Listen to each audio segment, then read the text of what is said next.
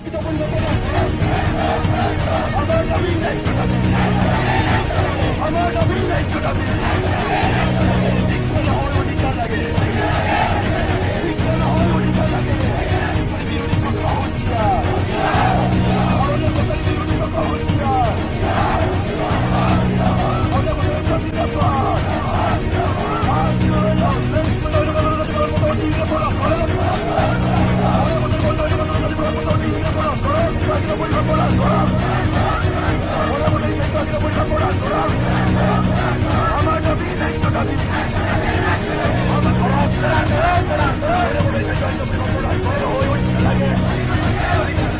সদৌ অসম শৰণীয়া কছাৰী ছাত্ৰ সন্থাৰ উদ্যোগত আৰু তামোলপুৰ জিলা শৰণীয়া কছাৰী ছাত্ৰ সন্থাৰ উদ্যোগত তামোলপুৰ জিলা সদৰ তামোলপুৰৰ এই মাজমজিয়াত আজি প্ৰায় 4 সহস্ৰাধিক শৰণীয়া কছাৰী জনগোষ্ঠীৰ সন্তানৰ উপস্থিতিত শৰণীয়া কছাৰীৰ বন্ধ হৈ থকা জনজাতি প্ৰমাণ পত্ৰ অতি শীঘ্ৰে মুকলি কৰি দিয়াৰ দাবীত আৰু শৰণীয়া কছাৰীসকলক স্বায়ত্তশাসিত পৰিষদ প্ৰদান কৰাৰ দাবীত এই গণবিক্ষোভ কাৰ্যসূচী ৰূপায়ণ কৰা হৈছে।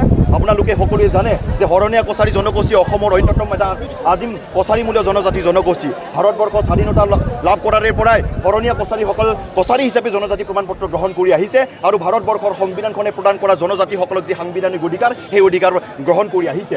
কিন্তু একাংশ শৰণীয়া কছাৰী বিৰোধী চক্ৰই শৰণীয়া কছাৰী জনগোষ্ঠীৰ কেনেধৰণে সাংবিধানিক অধিকাৰ নচ্ছাত কৰিব পৰা যায় তাৰ কাৰণে অহৰহভাৱে লাগি আছে। ইয়াৰ পৰিপ্ৰেক্ষিতত যোৱা 2023 চনৰ 28 ফেব্ৰুৱাৰী তাৰিখৰ পৰা আজি তাৰিখলৈকে শৰণীয়া কছাৰী জনগোষ্ঠীৰ জনজাতি প্ৰমাণ পত্ৰৰ পৰা বঞ্চিত হৈ থাকিবলগীয়া হৈছে। এই বঞ্চিত হৈ থকাৰ সময়ছোৱাত শৰণীয়া কছাৰী জনগোষ্ঠীৰ শ শ ল'ৰা ছোৱালী এডমিশ্যন, চাকৰি বাকৰি, স্কলাৰশ্বিপ বিভিন্ন ধৰণৰ উচ্চ শিক্ষা গ্ৰহণ কৰিবৰ কাৰণে আগবাঢ়োতে মুখ থেকেচা খাবলগীয়া হৈছে। গতিকে সেইকাৰণে আমি বিভিন্ন সময়ত অসমৰ মাননীয় মুখ্যমন্ত্ৰী ডক্টৰ হিমন্ত বিশ্ব শৰ্মা ডাঙৰীয়া, জনজাতি পৰিক্ৰমা মন্ত্ৰী ডক্টৰ ৰণোজ পেগু ডাঙৰীয়াৰ সৈতে কেইবালানিও আলাপ আলোচনা কৰি এই সমস্যাটো সমাধান কৰিবৰ কাৰণে আমি দাবী উত্থাপন কৰি আহিছিলোঁ। ইভেন আমি যিহেতু শৰণীয়া কছাৰীসকল BTC অঞ্চলতে 80% মানুহ বসবাস কৰোঁ, ইয়াৰ এই BTC প্ৰধান মাননীয় প্ৰমোদ বড়ো ডাঙৰীয়াকো বহু কেইবাৰ আলোচনা কৰি এই সমস্যাটো সমাধান কৰিবৰ কাৰণে ৰাজ্য কেন্দ্ৰ চৰকাৰ হেঁচা প্ৰয়োগ কৰিবৰ কাৰণে আমি দাবী উত্থাপন কৰি আহিছিলোঁ। কিন্তু এই আমাৰ জনপ্ৰতিনিধি হিচাপে নিৰ্বাচিত হৈ যোৱা এই প্ৰতিনিধিসমূহে শৰণীয়া কছাৰীসকলৰ জনজাতি প্ৰমাণ পত্ৰৰ সমস্যা আৰু স্বায়ত্তশাসিত পৰিষদ প্ৰদান কৰাৰ এই যি দাবী, এই দাবীৰ প্ৰতি উদাসীনতা আমি দেখিবলৈ পাইছোঁ। সেইকাৰণে আজি যথেষ্ট প্ৰশ্ন হৈছে যে শৰণীয়া কছাৰীসকলক অসম চৰকাৰে কি মাহিয়াৰ দৃষ্টিৰে চাইছে নেকি? আজি তাৰিখত শৰণীয়া কছাৰীসকল ঐতিহাসিকভাৱে কছাৰী হোৱাৰ পিছতো, ভাৰতবৰ্ষ স্বাধীনতা লাভ কৰাৰ পিছত কছাৰী হিচাপে জনজাতি প্ৰমাণ পত্ৰ পাই থকাৰ পিছতো আজি এই যি 3 বছৰ জনজাতি প্ৰমাণ পত্ৰৰ পৰা বঞ্চিত হৈ থাকিবলগীয়া হৈছে।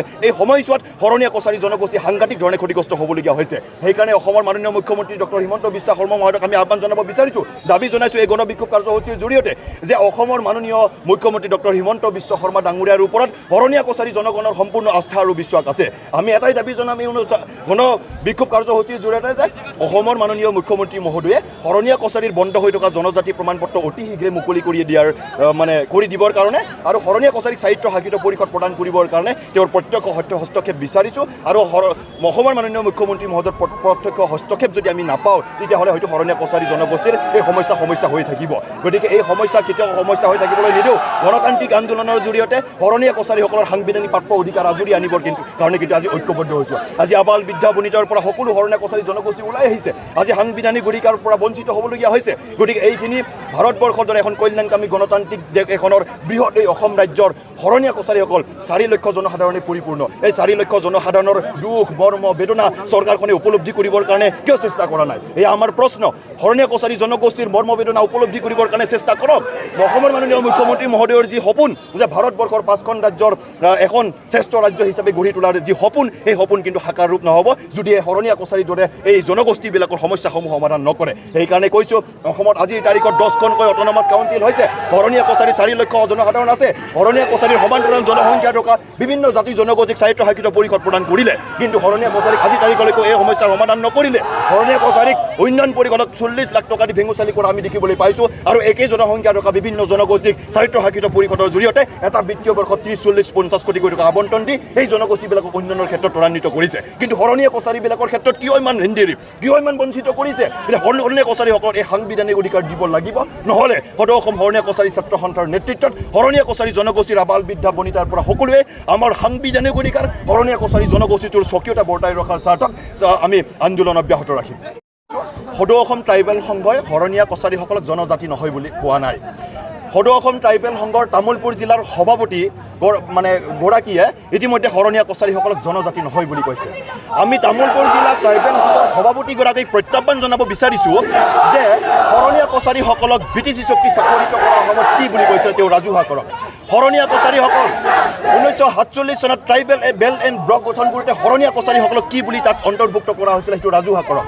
তামোলপুৰ জিলা ট্ৰাইবেল সংঘৰ সভাপতিগৰাকীক আমি প্ৰত্যাহ্বান জনাব বিচাৰিছোঁ যে BTCৰ পৰিষদীয় সমষ্টিসমূহ জনজাতিৰ কাৰণে সংৰক্ষিত কৰোঁতে শৰণীয়া কছাৰীসকলক কি বুলি সেই জনজাতি সংৰক্ষিত সমষ্টিত অন্তৰ্ভুক্ত কৰা হৈছিল ৰাজহুৱা কৰক।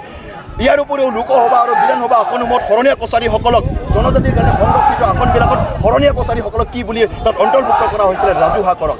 আৰু ৰাজহুৱা কৰি শৰণীয়া কছাৰীসকল যদি প্ৰকৃততে জনজাতি নহয় তেতিয়াহ'লে তামোলপুৰ জিলা ট্ৰাইবেল সংঘৰ সভাপতিগৰাকীক প্ৰত্যাহ্বান জনাইছোঁ যে শৰণীয়া কছাৰী জনগোষ্ঠীৰ যিমান গাঁও আছে অন্তৰ্ভুক্ত সেই গাঁওবিলাক BTCৰ পৰা বাহিৰত পঠাই দিবৰ কাৰণে হাইকোৰ্ট কোৰ্ট সুপ্ৰিম কোৰ্ট আৰু গণ আন্দোলন কোৰ্ট এই প্ৰত্যাহ্বান তামোলপুৰ জিলা ট্ৰাইবেল সংঘৰ সভাপতিগৰাকীক আমি কৈছোঁ।